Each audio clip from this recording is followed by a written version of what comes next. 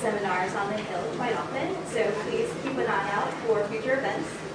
And if you look on the table in front of you, we're actually having another event in about 2 weeks on the Department of Homeland Security. So I hope that you'll be able to join us for that or forward it to someone in your office who might be interested. It's always great. And as a final reminder, please take a minute to fill out the feedback forms that you see in front of you, because we use these to help us evaluate our programs and continue improvement. So that would be great to continue to do that. Joining us today is the Honorable Maurice McTigue, who works for Mercatus Center as the Director of the Government Accountability Project and is also a distinguished visiting scholar. He hails from New Zealand, where he held positions as a member of Parliament in the New Zealand government, a cabinet minister, and the chairman of the Expenditure Control Board. After that, he served as an ambassador to Canada and has received the Queen's Service Order Award, which is one of New Zealand's highest awards for civil servants. He now writes and speaks to policymakers on open government, government accountability, and transparency issues on the federal and state level. So please welcome the Honorable Maurice McTigue.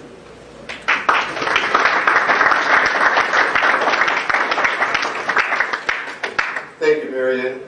And I've been visiting the Hill now for about 10 years. But I live just outside the Beltway, so I'm not considered to be a Washington insider, or at least I make those claims. I'm not responsible for the title today. Marianne's responsible for that, and I think it's actually quite clever. So it looks like it's a week when the girls are going to be supreme. And if you leave early, then I'm going to try not to cry.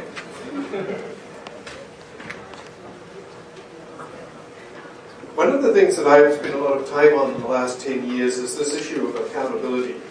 And it's something that's attracted attention all around the United States, as we find legislatures right across the United States are struggling with this issue of accountability, and so are the public. In recent months, we've done quite a lot of work in Louisiana. And one of the very interesting things about Louisiana is that the governor who assumes office next week was elected not at the election, but at the primary, when he won more than 50% of all of the votes cast at the primary, and therefore was entitled to move straight through to becoming governor. But the thing that I'm interested in terms of what Governor-elect Kendall did during his campaign was that he focused almost entirely on openness, transparency, and accountability. And most of us know that Louisiana is a place that probably has had a deficit of those things in recent years, or maybe recent decades. But that was so popular that it enabled him to actually win on the primary ballot. When we look at accountability, we actually find that the more open and transparent the activities of government are, the higher the levels of confidence there are in government. And that really is axiomatic when we think about, yes, if I actually know what is going on, then I'm going to be more confident. Or perhaps we understand it best if we reverse it. The thing that secrecy does is make us suspicious. And legislatures have a tendency to relapse into secrecy too easily and too often. And every time something happens in secret, it makes us suspicious about why did they have to do that behind closed doors? Clearly there's something that they don't want me to know, or there's something that they feel guilty about. In many instances that isn't the case. But one of the problems that we're seeing with legislatures and with governments at the moment, not just in the United States but in many places, is that there is a perception of corruption because of secrecy, even though the corruption might not exist. And where that perception exists, then the perception becomes the reality. That's what the people think, and to be able to correct that, then you have to change those perceptions. So clearly a move towards openness and transparency would help to build a comfort level for the public and confidence. But if we take that a little bit further, the next comment there, the greater the transparency of government processes and procedures, the better the decisions and less possibility of the perception of corruption also takes us to the next stage. There are a number of legislatures in the recent period, probably the last 2 to 3, maybe 4 years, who have tried to pass ethics legislation. My experience in politics and as a legislator was that it is extraordinarily difficult and normally fails when you try to legislate morality. We actually should know what's right.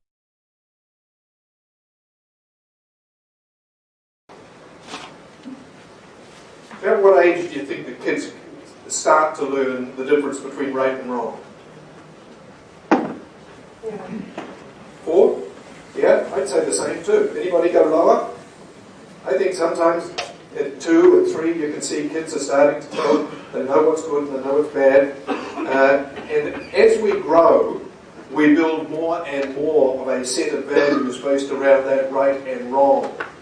If we actually want to change behaviour, then we're better to fall back on those values and put people in a position where they have to respond to those values, rather than trying to write prescriptive rules that says exactly what it is that you can do and what you can't do. So openness and transparency really help to produce those results very effectively. When we started to work on accountability, what we found was, A, the word exists in the English language, doesn't exist in too many other languages. It doesn't exist in French, for example, which might surprise us. In other languages, you've got to use many words to be able to get at the meaning of accountability. But what we also found was that even though we think we know what it means, there wasn't any good definitions. So we created this definition. Accountability is that process that requires us to disclose fully and truthfully our performance to those who are entitled to know. It's fairly wordy, but we did that deliberately because we wanted a definition that would hold up in all circumstances, not just when you looked at government. And we think that that's what happens when we use this definition. Anybody wants to argue with me, just stick your hand up and we'll have a debate immediately. There's a number of components of that definition that I think are important. It actually says requires to disclose. It's not a matter of choice. You can't just make up your mind, well, maybe I'm going to disclose this time and I'm not next time. And that requirement means that we have to do it in a way in which those who you are disclosing to are able to find that information. One of the things that we found when we were looking in Louisiana and some of the things they were doing there was that there's a requirement for departments to produce annual reports. What some of the departments did was produce the annual reports and put them straight in the archives. Now, not too many people would think of looking in the archives for this year's annual report or this year's information. That doesn't sort of meet the criteria of disclosure. So disclose is important, and to disclose means that it has to be done in such a way that people can access it, and when they access it, they can actually understand it. It's readable. We conduct another project each year that probably some of you are familiar with. We call it our scorecard, and it looks at the performance reports of all of the major government departments each year, the 24 CFO Act agencies. And what we look at in that is the quality of disclosure. And one of the first of the criteria in that quality of disclosure is, can you actually find it? And what we do is that we say that it should be able to be found on the website of that agency, and you should be able to access it with one click. That's accessibility. The second part of that criteria is, having found it, can you read it? And when we started that project 9 years ago, when the Government Performance and Results Act took effect, we found that many of the reports weren't readable. They were readable mainly if you were an insider. And perhaps some of the people on the Hill would have been able to read them and understand them. But an ordinary citizen wouldn't have been able to pick it up. If you took the report of, say, NASA, it was clearly written by engineers. And we got long strings of words that I'll guarantee that no person in this room would have a clue what they meant, that composed part of the reporting of NASA. That's not transparency. It has to be written in a language that we can understand, as well as being accessible. Fully and truthfully is interesting too. Most of my education was done at the hands of nuns. So if you think that they're nice, kindly people, then you are wrong. They are cruel and very hard, but they do make you learn. And one of the things I can remember them teaching us about was lying. Not how to do it, but what constituted lying. And that there are really about 4 major elements to lying. The first one is to deliberately tell somebody something that's untrue. So that's lying by commission. Lying by omission is to leave out some of the information. And I know, having been a minister, a cabinet minister, which is the same as being a cabinet secretary here, that often your agency would answer requests of members on the basis of, we will answer exactly what you asked. But we won't volunteer any more information because you didn't actually ask for that. Now, that's lying by omission. You're leaving some of the information out. Deception is allowing people to continue to believe something that you know is not true. And I've forgotten what the last one is, so I just failed doctrine class again. So when we say fully and truthfully, it means that in disclosure there has to be sufficient information provided for you to be able to make an assessment of whether this activity is satisfactory or unsatisfactory. And our performance really relates to the results that occurred from whatever it was that we did. Governments universally are bad at doing that. They are very good at telling you where they spent money and how much money and what activity that commissioned, but they're not good at telling you what happened as a result. I can look at your education spending, but I can't actually find out how many children are now reading at their biological age as a result of the expenditures that you put in place, and whether or not that's an improvement on the year before or not. Some time ago I sat down with the SEC at the invitation of the Office of Management and Budget to look at their measures. And what they measured was how many people they found who had transgressed against the rules, how they were able to resolve that. Whether it went to a court case, whether they succeeded in the court case, how much money they got in terms of a settlement, etc. When I said to them, tell me, is the behaviour in the marketplace now better or worse than it was a year ago, better or worse than it was 5 years ago, better or worse than it was 10 years ago? Answer, don't know. You see, that's actually the thing that I'd like to know. The fact that they managed to pick out some individual behaviours and prosecute them tells me that they managed to pick out some individual behaviours and prosecute them. I don't even know whether they're prosecuting the worst offences. They couldn't tell me whether things like insider trading was getting worse or better. In the absence of those results, we don't actually know whether or not we're getting a good deal from the SEC. We might think, when we look at it superficially, yes we are. But if there's a hell of a lot more stuff going on like Enron and we don't know about it, then they're not doing a good job. And frankly, I would blame the SEC for some of the things that happened around Enron. If they've been doing their job and disclosing properly, then I think it might not have happened. And then the final bit is to those who are entitled to know. Because this is a general definition, it's meant to take into account all circumstances. So if I'm the CEO of a company, I have to disclose to my shareholders, and I have to disclose to my board. But I don't necessarily have to disclose to everybody else. That's why private companies don't have to disclose to the public in general.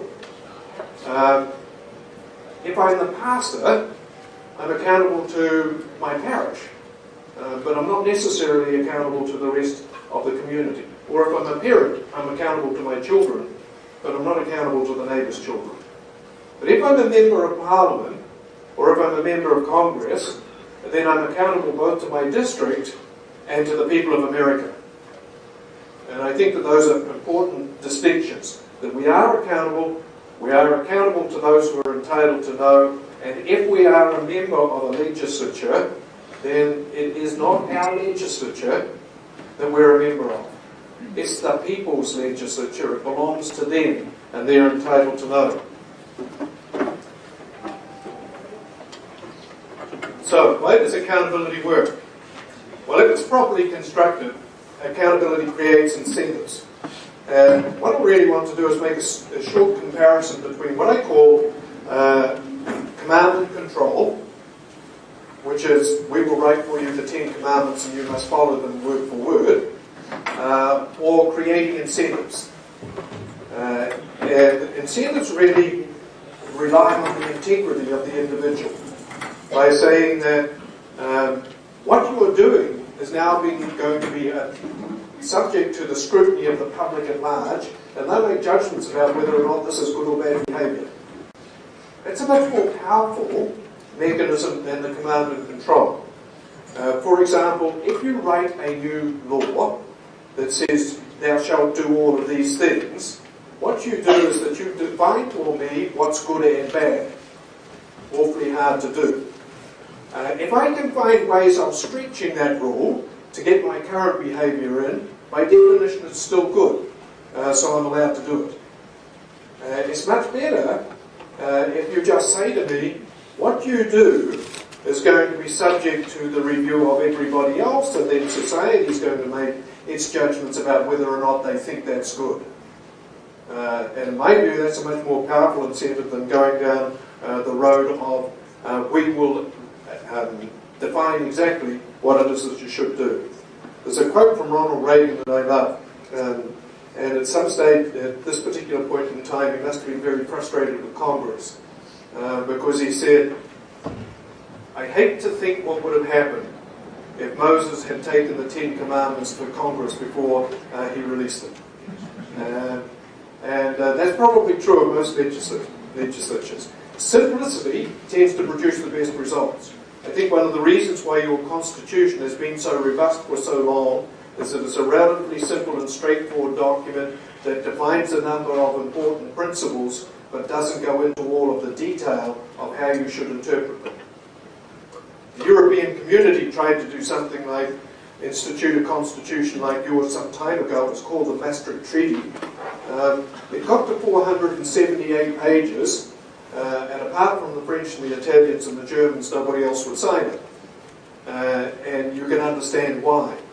Because the more complex it becomes, the more likely there are going to be objections. So if we constitute accountability in the right way by using transparency, then it triggers these particular concepts. We have a natural innate ability that where we want to be thought well of by our peers. Your little children, when they're very, very young, want to be thought well of by mum and dad, and that's what actually exercises most of the discipline on their behaviour. When they do something wrong and they know it upsets mum and dad, then that disciplines how they're going to respond the next time. But also, as we get older, the knowledge before we act, and whatever it is that we're doing is going to be subject to scrutiny, also disciplines how we act. So maybe when your kids get to teenagers, they're more disciplined by thinking if mum and dad finds out about this, there's going to be real trouble. And so on as we go through life and develop responsibility for more important issues. I'm now going to show you some sort of pictures. Oh, sorry. Oh, what? There's something out. The definition, when you think about this definition that we've designed here, it actually works in the relationship between husbands and wives, between children with their parents and vice versa. It works between pastors and their parish. It works between CEOs and their shareholders. But it also works between members of Congress and their district and Congress with the American public. So it works through all of those situations. So we think it's a robust definition.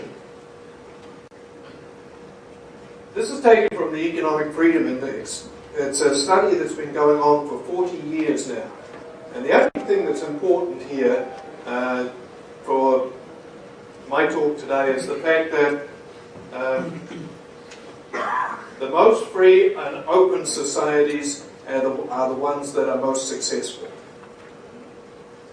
There are many examples of societies that weren't free that have moved to become open and free. Places like Hong Kong and Singapore were very poorly performing societies immediately after the war. but through good leadership and good governance, they became part of the first world. They went from having very low populations, 280,000 people in Hong Kong in 1948, 6.5 million people in Hong Kong today. Hong Kong having an area that is half the size of DC, 6.5 million people, and one of the most prosperous societies on earth. But then you can also look at the other end of the scale over here and think about the least Britain. And you can think about some other comparisons in between. Think about South Korea and North Korea. Really the same country, arbitrarily divided after the war. One's been highly successful and the other hasn't.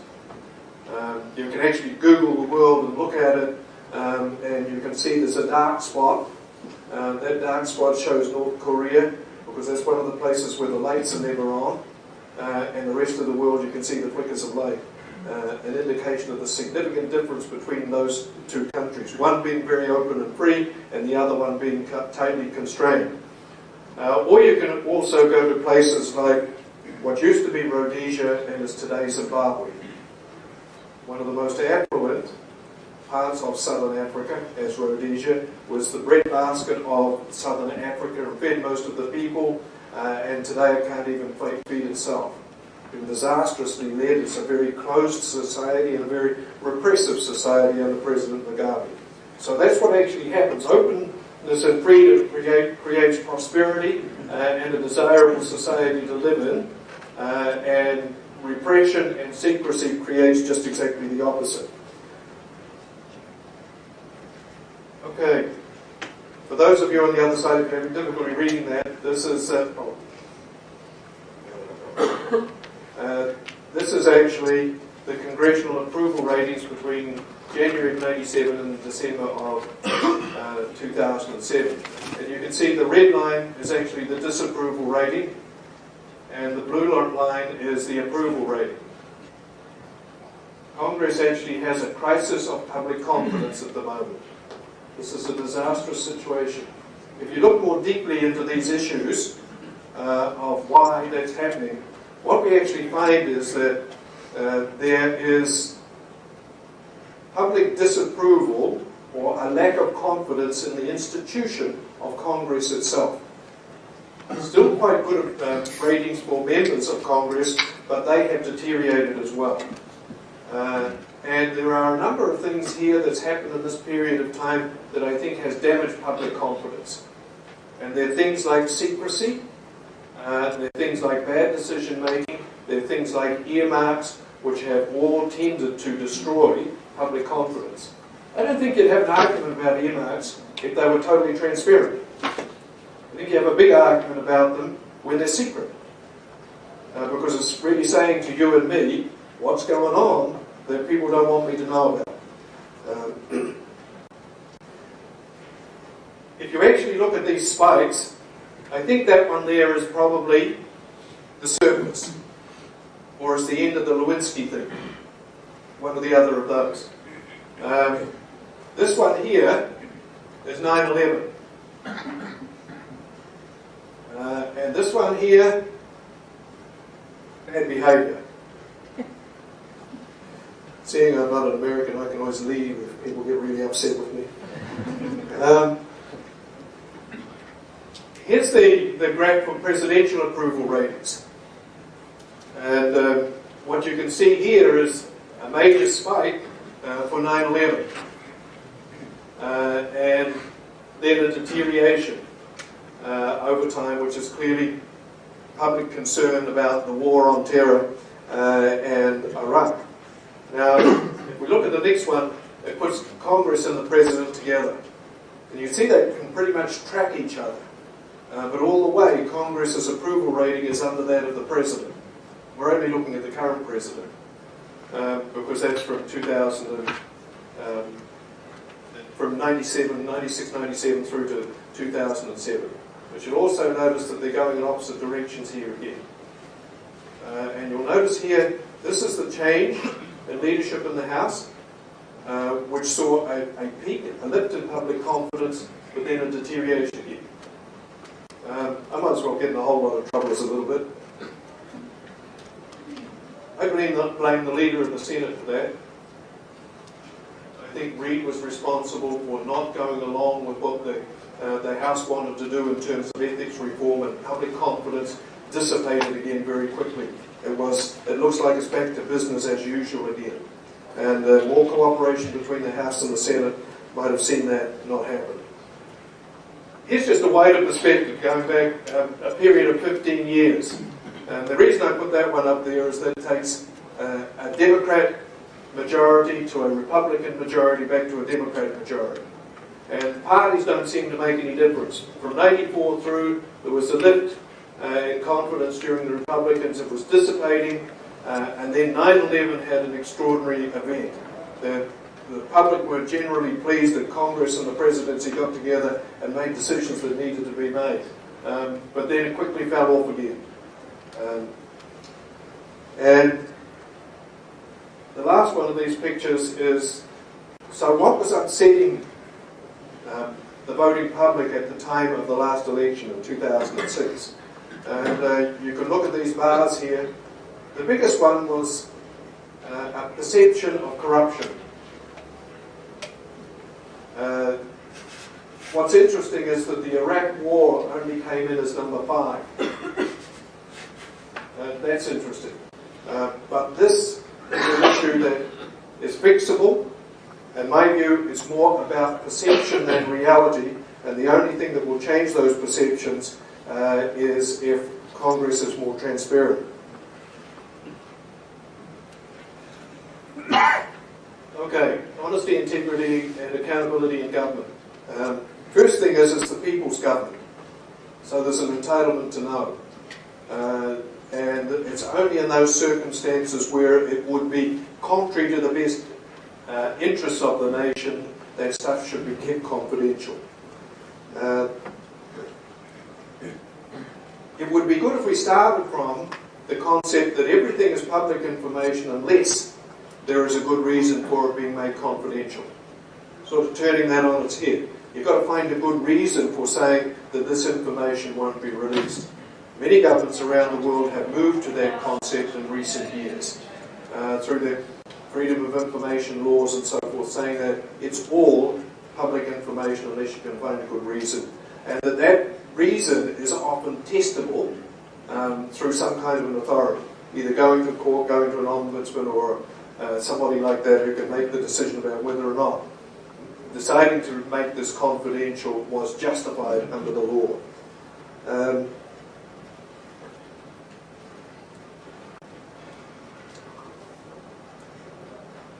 I just want to touch briefly here on knowing and publishing what results cost.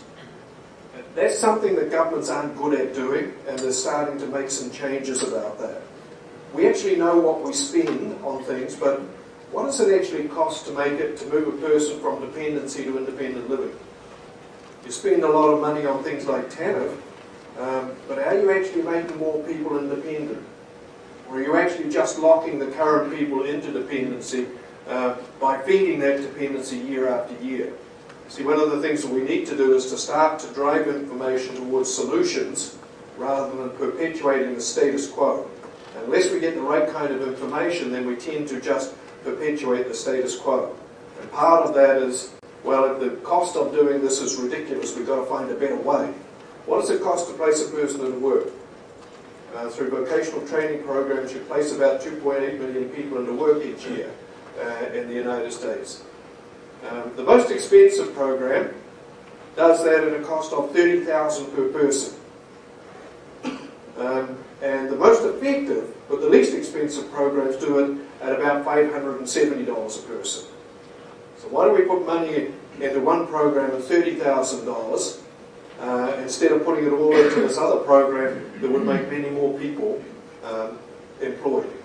Actually, if you took all of the money you spend on vocational training, $8.4 billion, and you put it into the most successful programs, the number of people you put into work would be 14.7 million instead of 2.4.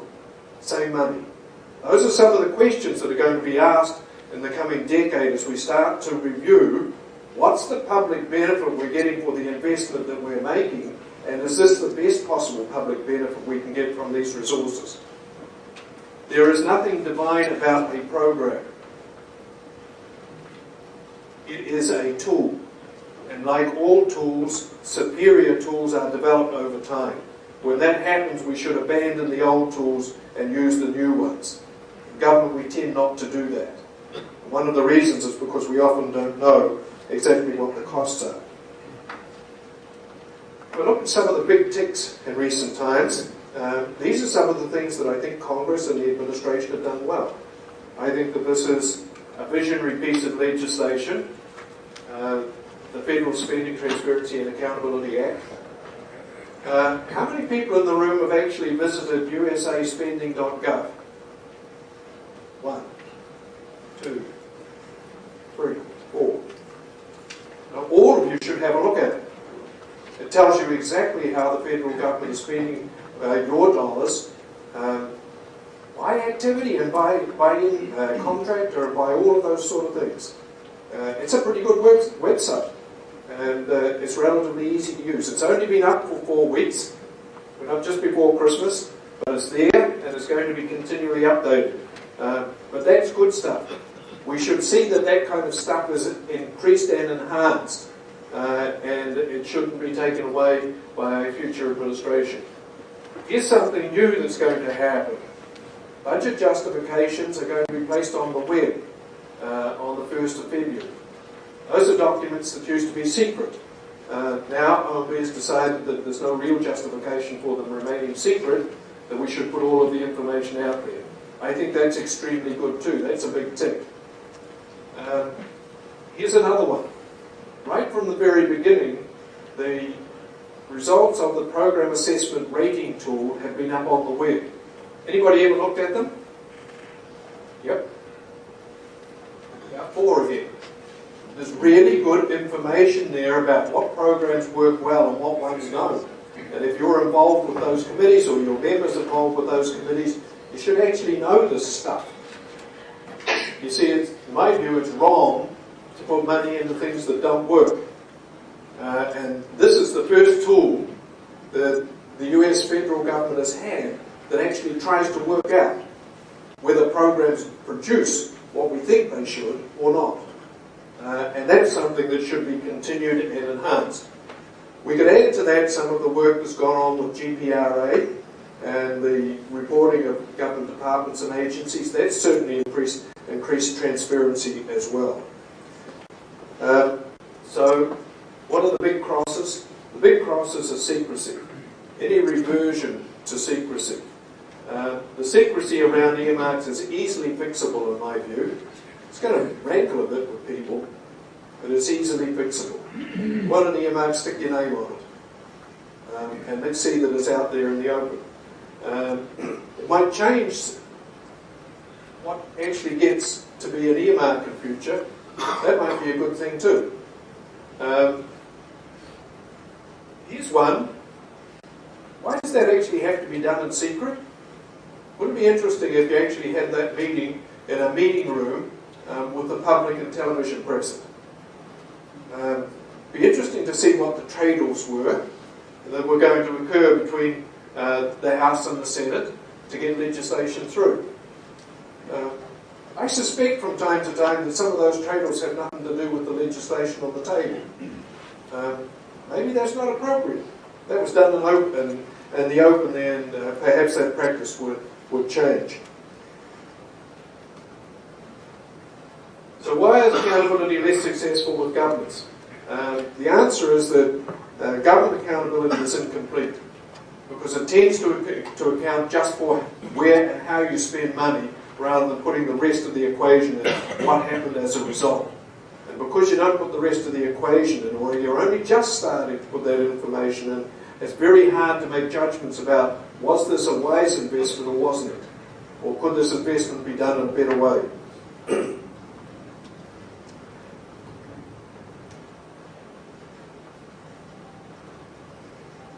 So, in my view, currently, one of the problems with the Congress is the fact that it doesn't have the transparency that will build public confidence, and it needs to move rapidly towards doing that. And we, the people, notice that, and we're not happy about it. So what are some of the friends of public confidence? In my view, it's having an agenda, what is it that you're trying to do? Pretty hard. Every agency inside the government has to produce a strategic plan. The government doesn't have to produce a strategic plan. Maybe some of it's in the State of the Nation address, but not all of it's in there. Something that David Walker has been talking about for a number of years now. As part of GPRA that's missing, there is no overview of what it is that the government's trying to do. A number of countries around the world are now requiring that their government do that and that they do it over a significant period of time. They have to produce a statement each year that looks forward 10 years. What are the things we expect to achieve over the next 10 years?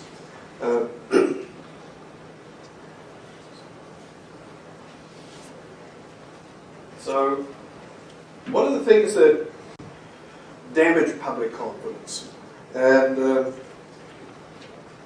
they're not completing the agenda, making commitments to things and not getting them done.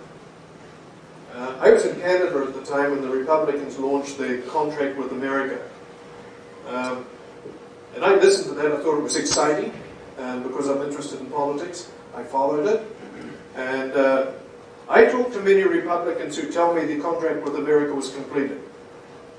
Damned if it was, in my view. Getting a vote on something is not getting it done. There's a difference between that. And I heard Dick Armey on a number of occasions say, we got votes on all of these issues. So what? What we wanted was to get it done. So that's not getting the agenda done. Setting aside the rules is something that really upsets the public. And the House does that from time to time. It's not a good thing to do. Lack of transparency, and then here's something that actually, the politics of admitting when a mistake occurs is a darn good thing to do. You find that if somebody admits that, then the response or the confidence goes up immediately. The best organisation in Washington, in my view, at doing that is NASA. NASA is very good at creating high expectations about what it is that they're going to do. Then during the mission, they will work carefully to try and pull down those public expectations. And then if something goes wrong, they come out and tell you about it straight away. People say, wow, well, it was pretty tough to do. When that funny little thing fell down a chasm on Mars, they told us that it fell down a chasm on Mars. And then they told us, actually, in the end, that happened because somebody screwed up between using imperial measures and metric measures. That was pretty honest, but people gave them a pass on that because they were open and transparent and admitted a mistake. So admitting mistakes are good things to do. Here's what some other countries have been doing. And that's my page. Okay. In the case of New Zealand, they passed something that was called the Fiscal Responsibility Act. And what that did was require by law for the government to give reasons why they were running a deficit, how long the deficit would continue for, and how they were going to move from deficit to surplus again, and when they would have repaid the debt that occurred during the period of deficit. That's the law. Since that was passed, New Zealand's never run a deficit. Because before you can run a deficit, you actually have to go to Parliament and explain why it's going to happen, and then ask for permission for it to occur. Governments don't like doing that. The consequence of that is that New Zealand has retired all its debt. It's a debt-free nation. No foreign debt, no internal debt, because it's run surpluses for that long. The Aussies passed something that was called the Honesty in Budgeting Act, and that was because much of their financial information didn't tell the full truth. It told you the cash accounting difference between what was spent and what came in, but it didn't tell you about all of the other intangibles that are below the line items. So they passed that so that now there's full transparency in terms of what's going on. The British passed a law that made the departments of the government focus on outcomes. And every 3 years they have to do a prospective forward for another 3 years on what outcomes it is that they're addressing and what progress they will make in public benefit terms. Pretty good stuff. Both Australia and the UK have done something else that I think is really good, and that is that they now have requirements for intergenerational reporting. what that means is that they now have to account for what is going to be the impact of current policy looking forward 40 or 50 years. See, 2 or 3 years ago, Congress passed some changes to Medicare. And if you looked at it in the cost in that year and the year after, it didn't look much. But as you get through to the next generation, those become horrendous costs. And they were pretty much masked. If you look at Social Security, nobody wants to look on 2015 or 2016. But there's a lot of young people in this room that are going to be picking up the bill for that, so that people with grey hair like me can get Social Security. But that bill might become so horrendous that you don't get it. A lot of young people know that. So that if there was honesty and transparency there, there would be more being done now to fix the problems of Medicare and Social Security than has been done. The Canadians passed something that's called the Government Accountability and Transparency Act, and requires by law that much of the stuff we've been talking about must be made transparent. You've got 20 states at the moment that are passing transparency laws, somewhere in that process. So there's a trend for more of the Obama-Coburn kind of legislation that makes the government more transparent. To deal with some of these problems, the government of New Zealand back in 1987-88 actually reformed the entire Parliament. Because I know that many of you people say, hey, this is never going to happen. And I just want to tell you that it can. One of those parts of those reforms was that all of the old committees really had nothing whatsoever to do with what the government does today. They were archaic. They went back to the beginning of the previous century, and they stayed that way because the parliamentarians liked them. Well, all of those were changed, and all of the committees of Parliament became sectoral committees. And every issue on education went to the Education Committee. It didn't matter a darn what department was dealing with it. And every issue on commerce went to the Commerce Committee.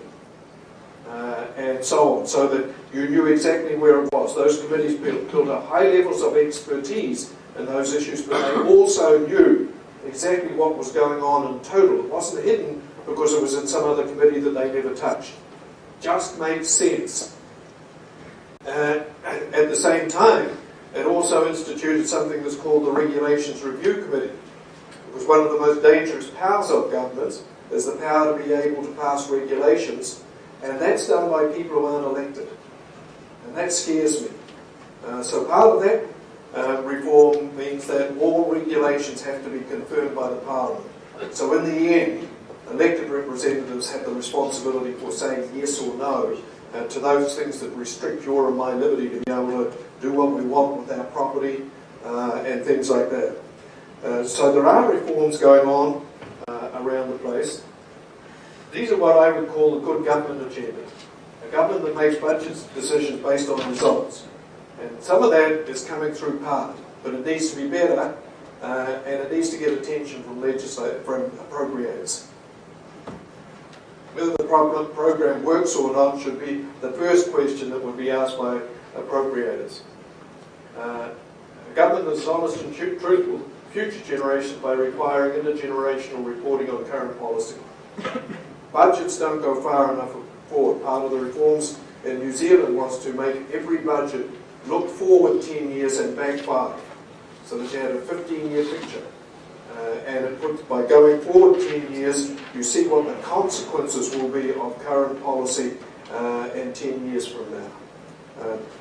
The Australians and the British have extended that even further now with their intergenerational reporting by looking at some things 30, 40 and 50 years out.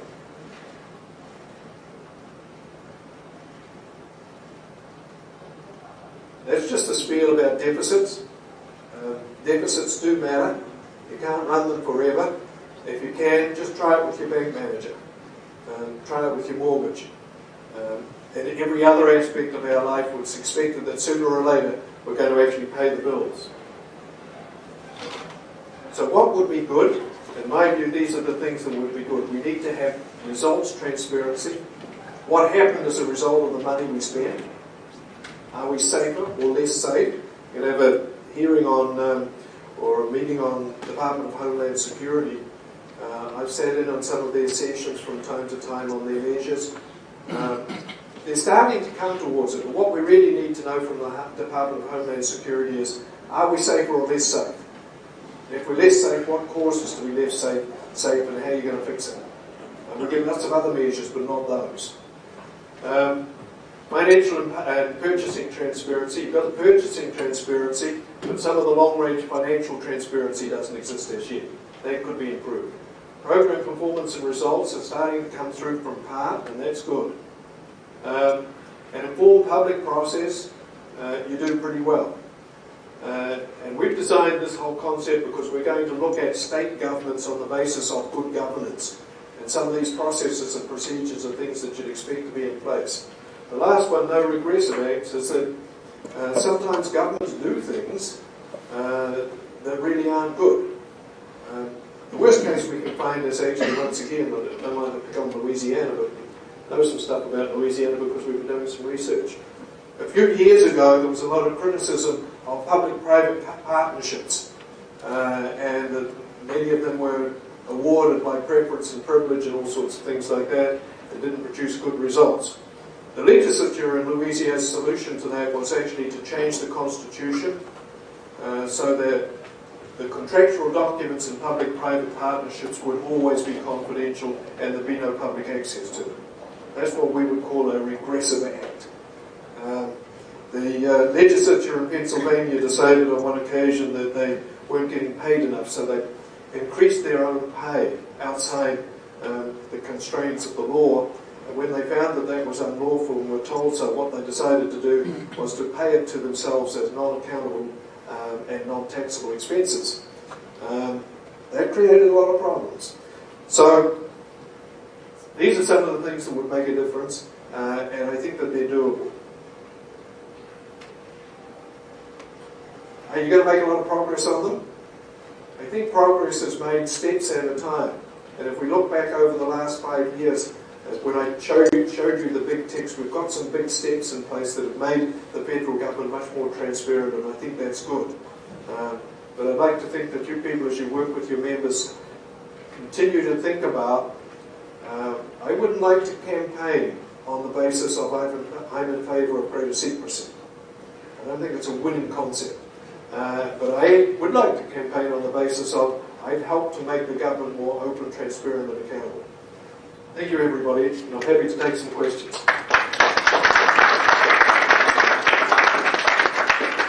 Alright, we'll now be able to take some questions. If you have any, just feel free to raise your hand. And please do take a moment to fill out the form.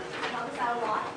And please keep us in mind for future programs and things will be coming. But first, let's please thank Maurice. Yes? Yes, sir.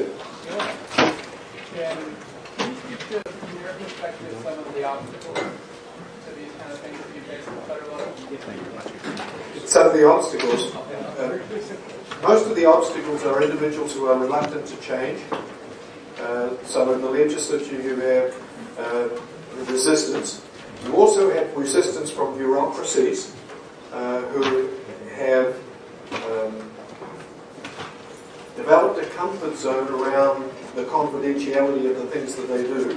They don't want to have to account for results. They don't mind accounting for spending money, but they don't want to account for results. So there's some natural barriers in there. But outside of the legislature, the public concept is that open and transparent is good and closed and secretive is bad.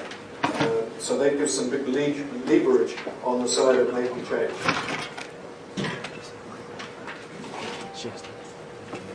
Anybody else? Great. Yes? This is sorry. Just a question, like if you take a look at any big public credit government, GE, Walmart, has million investors who put in their money in the company. I would say that put it like 1% of them ever open their entity before. So my question is, I mean, how you might have all of those annual reports from NASA, whatever, but as you can see, there were 4 people here in this room who looked at those reports. And it really does nothing to is the compatibility of who publishes the information, because it's designed for professional readers. It's not designed for, common folk. Okay. So probably there should be some other, and people know war is not going right, not because everyone didn't publish some right report or wrong report. They know it because they just, there's repress, there are other ways for public to assess government. It's not straightforward maybe, but straightforward. Okay. The question really is, there are many situations in which information is available and people don't avail themselves of that information. And the answer to that question is that that's not important. What's really important is that the information is available, and when you want it, you can get it. You see, if Walmart were to short-circuit some of the information, it would only take 1 or 2 analysts to identify that. There would be a reaction on Wall Street, Walmart's shares would be down, and there would be controversy all over the media. That's the thing that's important. The fact that it has to be public disciplines the behaviour, because I don't know who it is that's going to pick up my questionable behaviour. So whether or not people use it is not material. The fact that it has to be done is what exercises the most discipline on behaviour of individuals. I'm saying that it doesn't have to be written. You said that one of the criteria is how understandable it is for regular folks, but any report for a big company is simply not understandable even for very well-trained folks. Okay? Well, I know that. if you pick up a corporate, say one of the top 500 corporations in the United States, and you read their annual report, A for a start is not very big. What it does do is give you a nice picture of what happened in the company during the year. But what really happens is that the analysts look behind that, because you can access the other information, and they look behind that and they decide whether or not that's a fair representation of what happened in that organisation. So if I'm a shareholder, I can pick that up and I can get an idea of what they've done, where they're going, and whether I like the idea of that.